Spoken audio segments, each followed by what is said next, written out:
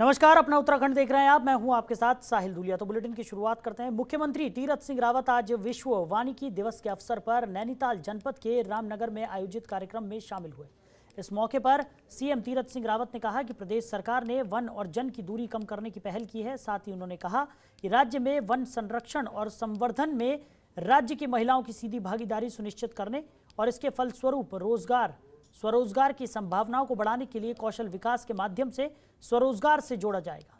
उन्होंने कहा कि इस दिशा में कॉर्बेट टाइगर रिजर्व में राज्य सरकार के जरिए उत्कृष्ट पहल की जा रही है, जिसके अंतर्गत भारत में पहली बार किसी टाइगर रिजर्व में 50 महिलाएं नेचर गाइड के रूप में और 50 महिलाएं जिप्सी चालक के रूप में पर्यटकों को सफारी करवाएंगी। इस दौरान मुख्यमंत्री तीरथ सिंह रावत ने कई घोषणाएं भी की। उन्होंने कहा कि कॉर्बेट टाइगर रिजर्व में अगले पर्यटन सत्र के लिए 50 अतिरिक्त जिप्सियों का पंजीकरण किया जाएगा। तो सीएम तीरथ सिंह रावत विश्व वानिकी दिवस कार्यक्रम में शामिल होने पहुंचे, जहां पर उन्होंने संबोधित किया। उन्होंने साफ तौर पर कहा कि वन और जन के बीच दूरी कम करने की पहल यहां पर की जा रही है, जो कि सराहनीय है। साथ ही साथ उन्होंने ये भी कहा कि 50 महिलाएं नेचर गाइड के रूप में अब आने वाले समय में काम करेंगी और 50 महिलाएं जिप्सी चालक के रूप में पर्यटकों को कॉर्बेट पार्क में सफारी करवाएंगी। तो महिलाओं की सीधी भागीदारी वन और जन के बीच दूरी कम करने में है, ऐसा उन्होंने साफ तौर पर कहा।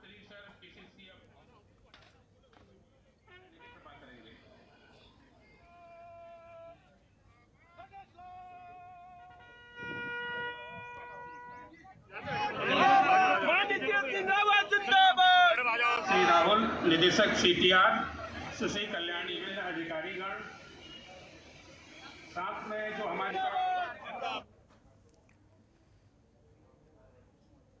वहीं उत्तराखंड के पूर्व मुख्यमंत्री हरीश रावत रुड़की पहुंचे, जहां मीडिया कर्मियों पर हुए हमले की घोर निंदा उन्होंने की। तो निंदा करते हुए उन्होंने कहा कि जो आरोपी अभी तक पुलिस की पकड़ में नहीं आए, उसमें पुलिस की बड़ी लापरवाही उजागर हुई है। हरीश रावत ने कहा कि उत्तराखंड में बदमाश खुलेआम घूम रहे हैं, पर कई दिन बीत जाने के बाद भी चौथे स्तंभ पर हमला करने वाले आरोपी अभी तक पुलिस की पकड़ में नहीं आ पाए हैं, जिससे साफ अंदाजा लगाया जा सकता है कि इस वक्त उत्तराखंड पुलिस कितनी सुस्त है।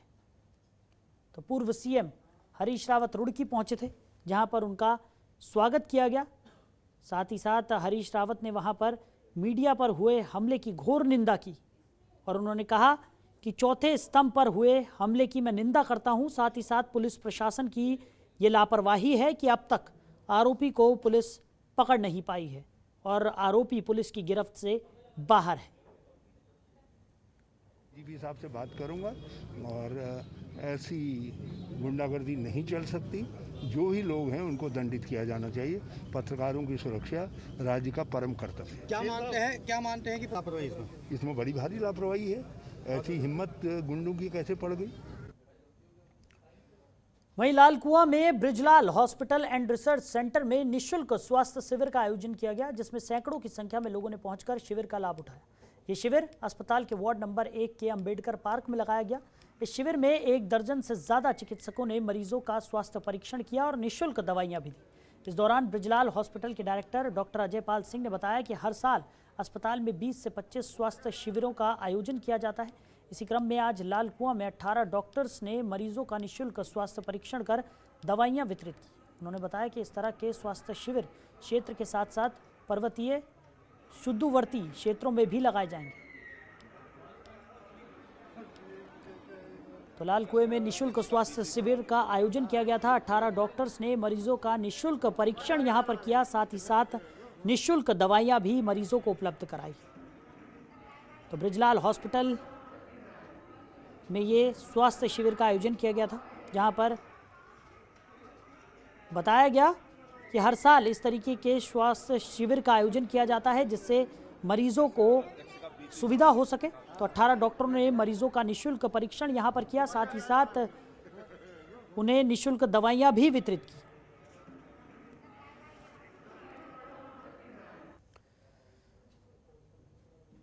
वहीं लक्सर के टीकमपुर गांव की एक युवती ने अपने प्रेमी पर शादी का झांसा देकर भावनाओं से खिलवाड़ करने और शारीरिक शोषण करने का आरोप लगाया। युवती ने लक्सर कोतवाली पुलिस को बताया कि वो 2 बच्चों की मां है। युवती के मुताबिक उसने प्रेमी की शर्त के मुताबिक अपने पति को तलाक देकर उससे अलग हो जाने का फैसला किया और युवती का आरोप है कि प्रेमी अब उसे इधर उधर के बहाने बनाकर धोखा दे रहा है। तलाक के कई महीने बीतने के बाद भी उसने उससे शादी नहीं की, जिसके बाद युवती ने प्रेमी युवक के खिलाफ पुलिस को तहरीर देकर धोखाधड़ी और शारीरिक शोषण करने का मुकदमा दर्ज करने की मांग की है।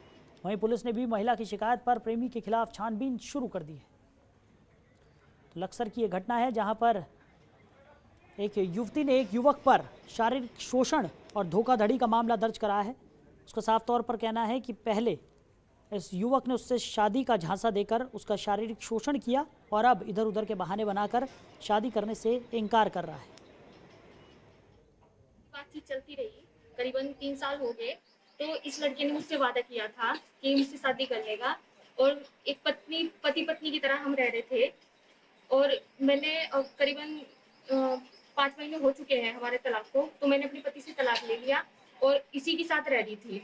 उसके बाद अब 1 महीने से इसने मुझे मना कर दिया कि ये मुझसे शादी नहीं करेगा। तो मैंने उसके बाद थाने में एप्लीकेशन दी। उसके बाद उन्होंने इसे बुलाया और बुलाने के बाद इससे पूछताछ की तो इसने मुझे बोला कि मुझसे शादी कर लेगा। वहीं उत्तरकाशी में ज्ञानसू के पास मां गंगा वेडिंग पॉइंट में पालिका सभासद श्रीमती सविता भट्ट के नेतृत्व में ज्ञानसू उत्तरकाशी शहर की महिलाओं ने होली मिलन कार्यक्रम का आयोजन किया। इस कार्यक्रम में प्रदेश कांग्रेस उपाध्यक्ष पूर्व विधायक विजयपाल साजवान मुख्य अतिथि के रूप में शामिल हुए, जहां उन्होंने महिलाओं के साथ होली मिलन में प्रतिभाग कर सामाजिक सद्भाव और आपसी भाईचारे के पावन महापर्व होली की शुभकामनाएं लोगों को दी। इस मौके पर लोक कलाकार स्थानीय गायक दीपक नौटियाल, उमेंद आर्य और किरण मराठा ने सुंदर प्रस्तुतियों से सभी महिलाओं का भरपूर मनोरंजन किया। यहां उपस्थित महिलाओं को होली मिलन की बधाई देते हुए पूर्व विधायक साजवान ने कहा कि आज के दौर में अधिकतर महिलाएं घर गृहस्थी के काम में बंधी रहती हैं।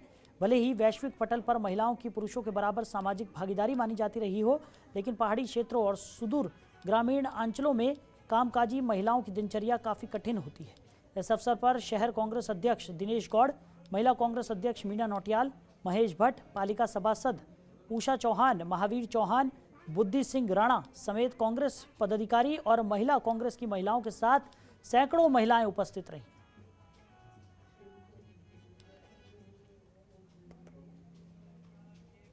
मैं उत्तरकाशी के सारे जनपदवासियों को होली की शुभकामनाएं देती हूँ और आज यहाँ पर जो होली मिलन कार्यक्रम करवाने का मेरा मेन मकसद ये था कि महिलाओं को कभी भी अपने लिए वक्त नहीं मिलता है और मैं चाहती हूँ कि सभी महिलाएं आत्मनिर्भर बनें। और यहाँ पर मेन मकसद मेरा ये था कि सारी महिलाएं यहाँ पर कीर्तन भजन जिनके जो गाना चाहें आगे अपनी प्रगति कर सकती हैं।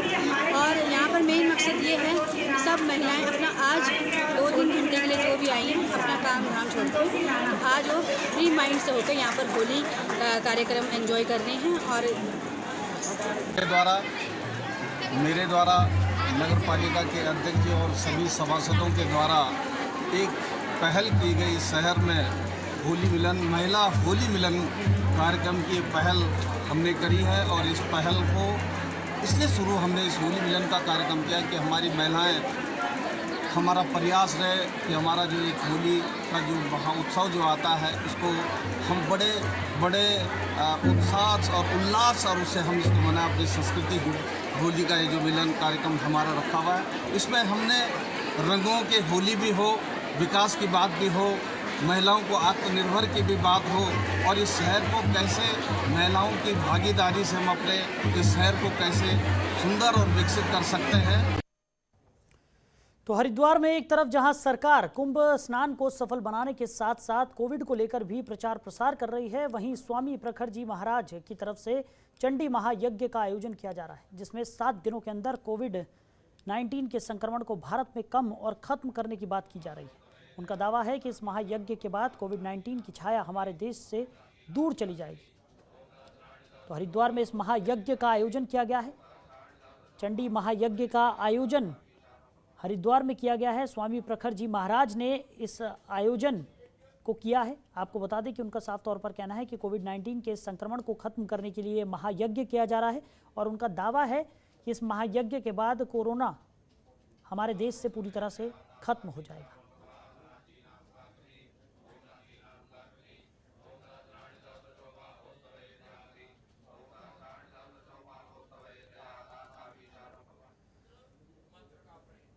तो आपको बता दें, एक तरफ हरिद्वार में कुंभ का आयोजन किया गया है। कुंभ के स्नानों को लेकर भी तमाम तरीके की गाइडलाइंस यहां पर जारी की गई हैं, क्योंकि कोरोना काल चल रहा है और कोरोना का संक्रमण भी देश में एक बार फिर से पैर पसारता हुआ नजर आ रहा है। उसी दौरान स्वामी प्रखर जी महाराज ने एक महायज्ञ का आयोजन यहां पर किया है। कोविड-19 के संक्रमण को खत्म करने के लिए इस चंडी महायज्ञ का आयोजन किया गया है, जिसके बाद स्वामी प्रखर जी महाराज का साफ तौर पर कहना है कि इस महायज्ञ के बाद देश भर में जो कोरोना का संकट गहराया हुआ है वो पूरी तरह से खत्म हो जाएगा और देश इस संकट से उबर कर सामने आएगा।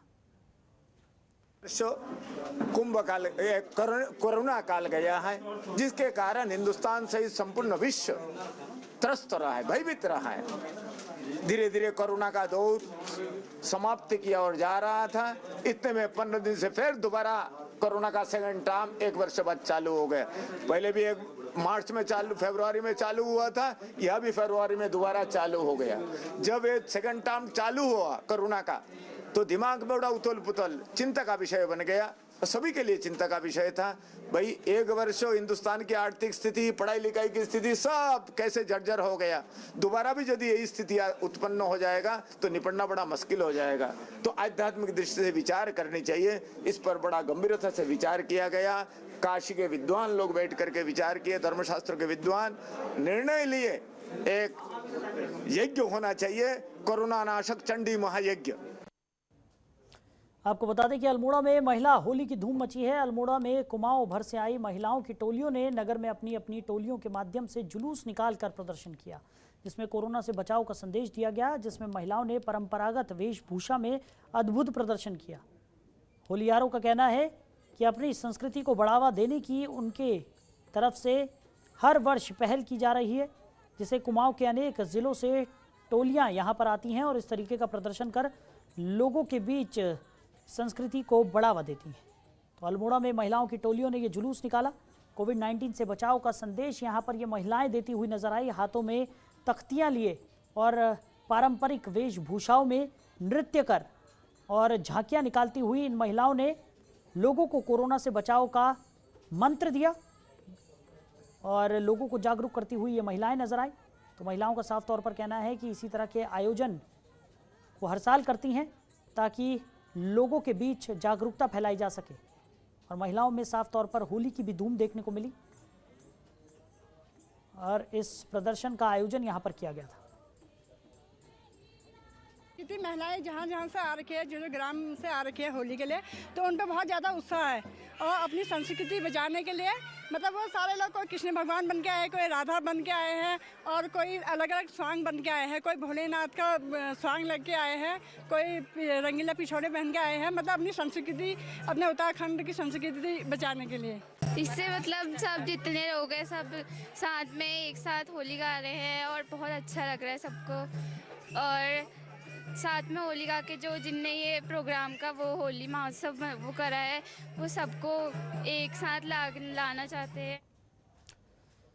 वहीं जोशीमठ में एक बार फिर मौसम का कहर देखने को मिला है। दरअसल जोशीमठ और ऊंचाई वाले इलाकों में अचानक आए आंधी तूफान के कारण मौसम बदल गया है और इस कारण आसमान में काले बादल छा जाने से ठंड ने एक बार फिर लोगों को कपकपाने पर मजबूर कर दिया है। इसके साथ ही तेज हवाओं के चलते लोगों को मार्च के महीने में एक बार फिर से ठंड का एहसास होने लगा है। तो जोशीमठ में एक बार फिर ठंड अपने पैर पसारती हुई नजर आ रही है। मार्च के महीने में ठंड का असर यहां पर देखने को मिल रहा है और लोग कपकपाने को मजबूर हो गए हैं। तेज हवाओं के साथ आसमान में काले बादल छाए रहे, जिसके चलते लोगों को ठंड का एहसास होने लगा। तो पहाड़ी क्षेत्रों में मौसम का एक बार फिर से मिजाज बिगड़ता हुआ नजर आ रहा है। खबरों के निष्पक्ष विश्लेषण के लिए सब्सक्राइब करें Jantantra TV and press the bell icon. Never miss any update.